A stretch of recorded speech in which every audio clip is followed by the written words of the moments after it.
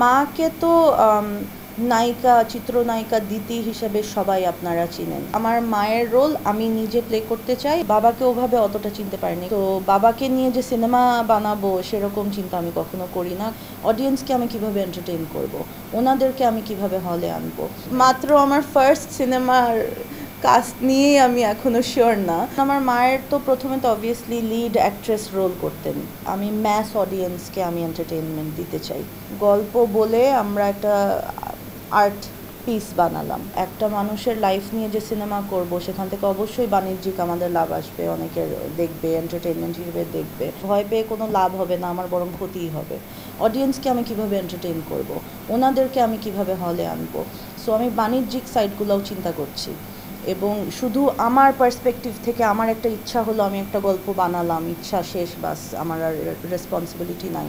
আমি এভাবে অ্যাপ্রোচ করছি না, আমি এটাকে ওভাবে করেই করছি যে শুধু আমার জন্য বানাচ্ছি না, যারা দেখবেন ওনাদের পছন্দ হতে হবে।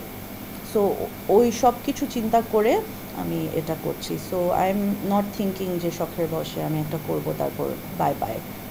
ইনশাল্লাহ আমি আরও কাজ করতে চাই।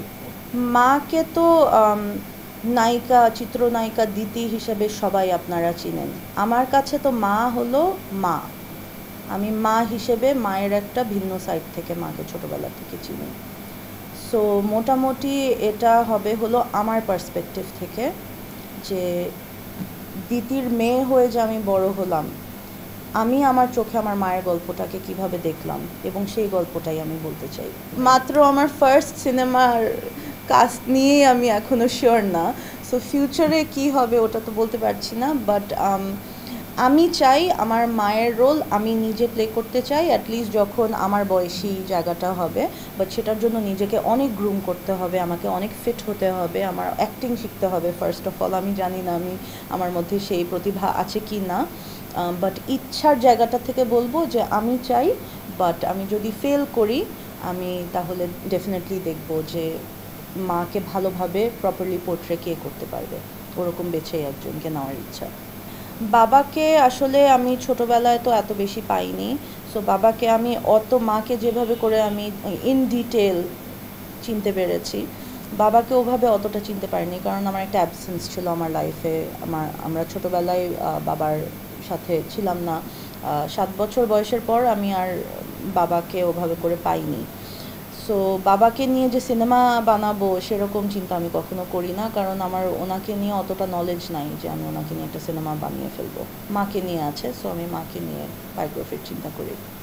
অপূর্ণতা বলতে সিনেমার, হ্যাঁ, একটা জিনিস মা বলতো সবসময়, মায়ের খুব ইচ্ছা ছিল, যেমন আমার মায়ের তো প্রথমে তো অবভিয়াসলি লিড অ্যাক্ট্রেস রোল করতেন তার ফুল ক্যারিয়ার। তারপর পরের দিকে যখন বয়স বাড়লো তখন কিন্তু উনি অনেক নাটক করেছেন, মায়ের চরিত্র করেছেন। সো তখন অনেক সময় মা বলতো যে মায়ের চরিত্র ঠিক আছে, কিন্তু আমাদের বয়সী মহিলাদের জন্য তো একটা স্ট্রং ক্যারেক্টার হতে পারে, যেগুলো অনেক পুরো পৃথিবীর সব দেশেই কিন্তু মেয়ে সেন্ট্রিক হচ্ছে। শ্রীদেবী করলো ইংলিশ ফিংলিশ, তারপর কত রকমের হচ্ছে। আপনার হীরামান্ডি দেখেন কয়েকদিন আগে যে বের হলো, সঞ্জয় লীলা বানসালি। তো জাস্ট মেয়েদেরকে নিয়ে, এবং বিভিন্ন বয়সের মেয়েদেরকে নিয়ে, এরকম না যে জাস্ট ইয়াং আনম্যারিড মেয়েদেরকে নায়িকা বানিয়ে ওরা পুরাটা এত বড় প্রোডাকশন ভ্যালিউ। সো এরকম স্টোরি তখন আমার মা খুব করতে চেতেন, এরকম ক্যারেক্টার করতে চেতেন, ভিলেনের রোল বা ইন্টারেস্টিং কিছু, নট জাস্ট ওয়ান ডিমেনশনাল মায়ের রোল। সো উনি ওনার অ্যাক্টিংয়ের আরেকটু এক্সপ্যান্ড করতে চেতেন, যে ডিফারেন্ট কিছু রোল করতে চেতেন। উনি অতটা হয়তো ওরকম চান্স পাননি। আমি নিজেকে যে একটা বক্সে ফেলে দিব, it's too early for me, যে আমি এই বক্সটাতেই থাকতে চাই, এর বাইরে আমি বের হব না। I don't think I want to do that, I want to experiment. আর আমি আসলে কমার্শিয়াল সাইডটাকে খুব ইম্পর্টেন্ট মনে করি। আর যেহেতু আমার বাবা মা কমার্শিয়াল সিনেমাই করতেন, সো আমি আসলে সবসময় চাই যে আমি ম্যাস অডিয়েন্সকে আমি এন্টারটেনমেন্ট দিতে চাই।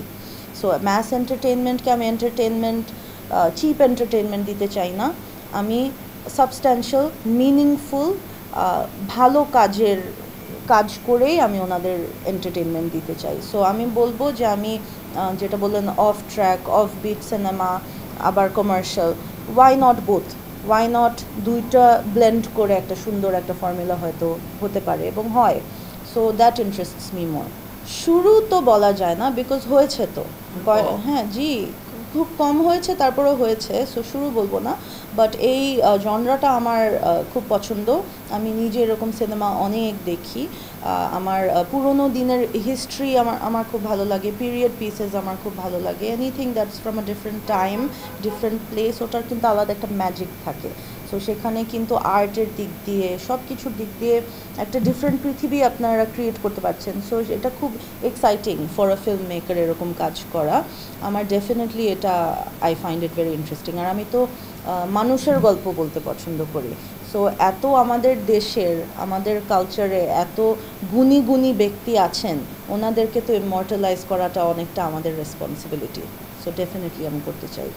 ফার্স্ট অফ অল, আমি স্পোর্টস লাইন থেকে এতটা রিমুভড যে আমি মনে করব না যে আমি সেই প্রজেক্ট নেওয়ার জন্য উপযুক্ত। সো আমি যেটা যেটা জানি না সেটা নিয়ে আমি কাজ করার কনফিডেন্স পাবো না। সো আমি ওরকম, আমি মনে হয় না আমি স্পোর্টস লাইনের কাউকে নিয়ে আমি করতে পারবো, বাট ওভাবে চিন্তা করিনি। অনেকেই হতে পারে, এরকম তো অনেক ইন্টারেস্টিং মানুষ আছেন, ফেমাস নাও হতে পারে। যেমন কয়েকদিন আগে আমি জাস্ট নর্মাল একজন মানুষ আমাকে মেসেজ করেছিলেন ওনার লাইফের কথা। ওনাকে কেউ চিনেন না, হ্যাঁ, কিন্তু ওনার একটা সাধারণ মানুষের গল্প কিন্তু অসাধারণ হতে পারে। সো এরকম না যে একটা মানুষের বায়োগ্রাফি শুধু ফেমাস কারো বায়োগ্রাফি হতে পারবে, একটা কমন একটা মানুষের গল্প বলার মতো একটা গল্প হতে পারে। So I am interested in stories. So ওনার লাইফটা আমার মনে হয়েছে, উনি যখন ওনার মেসেজটা আমি পড়েছিলাম, মনে হয়েছে যে কি সুন্দর একটা স্ট্রাগল, মানে স্টোরি ওনার লাইফে, আর ওনার স্ট্রাগলটা কি সুন্দর করে উনি ওভারকাম করেছেন। এরকম স্টোরি তো আমাদের তুলে ধরা উচিত। এখান থেকে অনেক শেখার অনেক ব্যাপার আছে। যখন একটা অ্যাক্সিডেন্ট হয়, এই জিনিসটা আসলে খুব সেন্সিটিভ। হ্যাঁ, একদিক দিয়ে একটা মানুষের গল্প বলে আমরা একটা আর্ট পিস বানালাম যেটা দিয়ে টাকা আসবে, আরেক দিক দিয়ে ওই মানুষটার গল্প বলার রাইটটা আমার কি আছে কি নাই, এখানে এথিক্যাল একটা ব্যাপারও আছে। যেহেতু একটা দুর্ঘটনা, এবং দুর্ঘটনাতে উনি নিহত হয়েছেন, রাইট? সো ওনার কনসেন্ট কিন্তু এখানে নাই। আর এই জিনিসগুলো আমি মনে করি অ্যাজ এ ফিল্ম মেকার আমাদের ভাবা খুব জরুরি, যে একটা মানুষের লাইফ নিয়ে যে সিনেমা করব সেখান থেকে অবশ্যই বাণিজ্যিক আমাদের লাভ আসবে, অনেকের দেখবে, এন্টারটেনমেন্ট হিসেবে দেখবে। আমার মনে হয় কিছু কিছু ব্যাপারে এটা ঠিক না। সো আমি সেই জায়গাগুলো থেকে আমি নিজেকে একটু ভাববো যে এটা কি এথিক্যাল হবে কি না, যেহেতু ওনার কনসেন্ট নাই, যাকে নিয়ে সিনেমা হবে উনি জীবিত নেই। সো এরকম কাজে আমি নিজেকে মনে করি না আমি যাব। চ্যালেঞ্জ আবার সুবিধাও, কিছু কিছু জায়গা দিয়ে অনেক পার্কস আছে, আবার কিছু কিছু দিক দিয়ে চ্যালেঞ্জিং। কিন্তু আসলে চ্যালেঞ্জ ভেবে আমি নিজেকে ভয় পাওয়াটা খুব আমার কাছে মনে হয় যে খুব একটা ইললজিক্যাল ব্যাপার। এটা ভয় পেয়ে কোনো লাভ হবে না, আমার বরং ক্ষতিই হবে। সো আমি চ্যালেঞ্জ নিয়ে নিজেকে খুব বেশি নার্ভাস করে ফেলি না। আমি মনে করি যে আচ্ছা, চ্যালেঞ্জ আসছে আমার রাস্তায়, এটাকে আমি ট্যাকল করব, ট্যাকল করার পর আমার একটা গ্রোথ হবে, আমার স্কিল সেটস শার্পেন হবে, এবং আমি একটা লেভেল আপ করব। সো এই চ্যালেঞ্জগুলো আমার ভালোই লাগে। সো চ্যালেঞ্জগুলোকে আমি ওয়েলকাম করি। যেটা বললাম, এখানে এথিক্সের কোয়েশ্চেনটা এসে পড়ে, এবং তার ফ্যামিলির ফুল সাপোর্ট লাগবে। Not just her family is full support. অন্য কেউ যদি আমার ঘটনাটা নিয়ে ওনারা একটা বাণিজ্যর জিনিস বানায় ফেলে, এটা আমার কেমন লাগবে। হয়েও এটা হতে হবে একদম with her families, everybody's full consent, যাতে কোনোভাবে এটাকে এক্সপ্লয়েট করা না হয় ওনার কারণ ছোটোবেলার থেকে আমি তো বাবাকেই দেখেছি হিরো, মায় হলো হিরোইন। আমার মাথায় ওনারাই হলো আইডিয়াল, আমার ফেভারিট অ্যাক্টর অ্যান্ড অ্যাক্ট্রেস বাংলাদেশের। দর্শকদেরকে বলবো, আমি আপনাদের জন্যই চিন্তা করে আমি একটা কাজ করছি। আমি সবসময় এটা মাথায় রাখি যে আমি আপনাদের অ্যাপ্রিসিয়েশনটা চাই এবং আপনাদের সাপোর্টটা চাই। ইনশাল্লাহ আমি আপনাদের কাজটা যখন দিব আপনারা অবশ্যই সাপোর্ট করবেন, আপনারা আমার সিনেমা দেখতে আসবেন। আশা করি যে আপনারা পছন্দ করবেন।